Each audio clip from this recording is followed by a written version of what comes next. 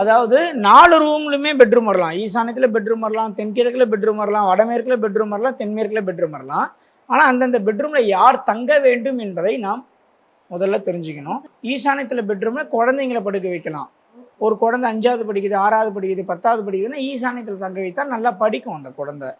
So mind நல்லா ஃப்ரீயா இருக்கும். தென்மேற்குல கணவனும் மனைவியும் தான் தங்கணும். ஈசானியத்துல குழந்தைங்க தங்கலாம்.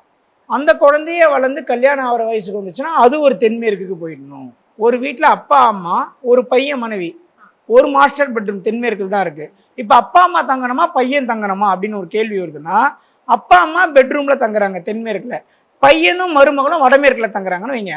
அப்பா அம்மா நல்லா அண்டர்ஸ்டாண்டிங்காக இருப்பாங்க, பையனும் மருமகளும் சண்டை போட்டுட்டு இருப்பாங்க. இதுதான் அங்கே ரிலேட்டா ஆகும். இப்போ பையனும் மருமகளும் தென்மேற்குக்கு போயிட்டாங்க, மாமனார் மாமியாரும் வடமேற்கு கொண்டாங்கன்னா மாமியாருக்கும் மாமனாருக்கும் பிரிவுகள் வரும். பசங்க 2 பேரும் என்ன சொல்லுவாங்க, எங்க அப்பா தொல்லை தாங்கவே முடியல, டெய்லி வீட்டுக்கு போனால் ஒரே சண்டையாகுதுன்னு. பையனை வடமேற்கு ரூம்ல போட்டு மாமனார் மாமியாரும் தென்மேற்குல இருக்காங்கன்னு ஐயா, அடனாப்பா கல்யாணம் பண்ணதுலேருந்து ஒரே அந்த பொண்ணு தெரியாத போய் குடும்பத்தில் பொண்ணு எடுத்துட்டேன், ஒரே சண்டை பண்ணுவேன். அப்போ இதுக்கு ஒரு தீர்வு என்னன்னா, ஒரு உரையில் ஒரு கத்தி தான் இருக்கணும். ஒன்று மாமனார் மாமியார் தென்மேற்குல இருந்தா மாடி மேலே ரூமை கட்டி தென்மேற்குல ஒரு வீடு ரூமை போட்டு பெட்ரூமை போட்டு பசனை மேலே அமைச்சிடணும். இல்லை 2 பேரும் பிரிஞ்சிடணும்.